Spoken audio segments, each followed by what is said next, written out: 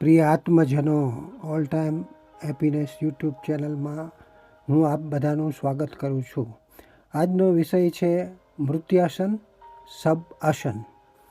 મૃત્યાસન એવં સબ આસન પ્રેક્ટિસ કરવાથી આપણને સ્ટ્રેસ, અજંપો, એકલાપણું, મૃત્યુનો ભય, વિચારવાયુ, ખોટા વિચારો, માનસિક ઉદ્વેગ વગેરે જેવી માનસિક અને શારીરિક તકલીફોથી મુક્તિ અપાવશે.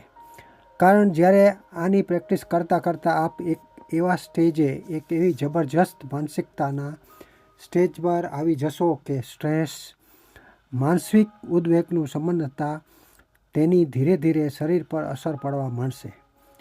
શારીરિક તકલીફોમાં રાહત અને સહન કરવાની શક્તિનો સંચાર થવા લાગશે.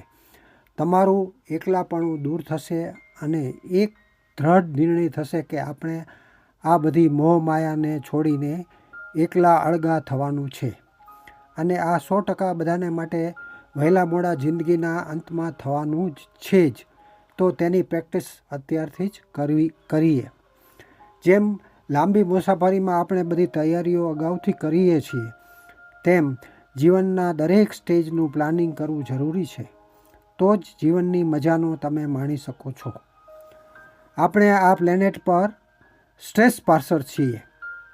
ફરવા માટે આવેલા મુસાફરોએ હરીફરી અને આનંદ કરીને સમય અને દિવસો પૂરો થતાં તે સ્થળ છોડી જવાનું હોય છે. આ આપણા જીવનની નરવી વાસ્તવિકતા છે. ક્યારેય એટેચમેન્ટ કે મોહ માયામાં પડવાનું નથી. જે સારું હતું તે પણ જવાનું છે અને ખરાબ સમય પણ કાળક્રમે પૂરો થવાનો નિશ્ચિત છે. એટલે એવા ખોટા ખ્યાલમાં રહેવાની જરૂર નથી.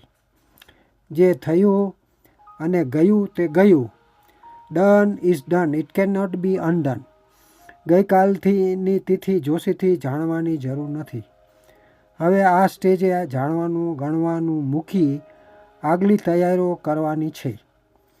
એ સમજી લો કે શવાસન અને આ બતાવેલ મૃત્યાસન સબ આસનમાં પાયાનો ફરક છે. શવાસનમાં ચતાસૂઈને શરીરને ધરતીને સમર્પણ કરી દઈએ છીએ. પાયાનો ફરક છે. શવાસનમાં ચતાસૂઈને શરીરને ધરતીને સમર્પણ કરી દઈએ છીએ. પગ સહેજ પહોળા અને હાથની હથેળીએ આકાશ તરફ રાખીએ છીએ અને શાંતિથી સૂતા રહીએ છીએ. જ્યારે સબ આસનમાં પગ એકબીજા જોડે રાખી બંને હાથ પેટ પર રાખી દેવાના છે. શાંતિથી પહેલાં આપણા મનને, આપણી અવેરનેસને શરીરના પગના અંગૂઠા આંગળીઓ હલાવીને ફેરવતા જવાનું છે. પછી એન્કલ, ઘૂંટણ, કાફ મસલ, થાઈ મસલ, હિપ, પેટ, છાતી, હાથના દરેક આંગળા મુઠ્ઠી વાળીને મસલને મનથી હલાવી, ગળું, કાન, આંખ, માથું આ દરેક શરીરના અવયવો પર મનને શાંતિથી ફેરવી પછી ખેંચી એટલે કે સ્ટ્રેચ કરીને રિલેક્સ કરવાનું છે. 2 થી 3 મિનિટ બાદ ધીમે ધીમે ઊંડા શ્વાસ લેવાના છે. શ્વાસ બહાર કાઢવાના. માત્ર શ્વાસ પર ધ્યાન આપવાનું છે. આવું 2 થી 3 મિનિટ કર્યા પછી મનમાં પ્રબળપણે વિચારવાનું છે કે હું શરીર પણ નથી અને મન પણ નથી. હું ધીરે ધીરે અનંત ચેતનામાં ભળી રહ્યો છું. હું શરીર પણ નથી અને મન પણ નથી. હું ધીરે ધીરે અનંત ચેતનામાં ભળી રહ્યો છું. હું બહુ જ ધીરે ધીરે અનંત ચેતનામાં ભળી રહ્યો છું. એવું રટન લગભગ 10 મિનિટ સુધી મનમાં કરવાની કોશિશ કરો. પછી શાંતિથી સૂતા રહો.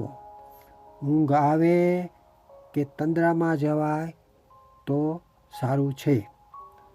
શારીરિક પ્રવૃત્તિથી નિવૃત્ત થઈ અડચણ ન આવે એવી ખુલ્લી જગ્યામાં હળવા કપડાં પહેરી અનુકૂળતા મુજબ સમય મળતા સવારે, બપોરે કે રાત્રે સૂતા પહેલાં અવશ્ય કરો.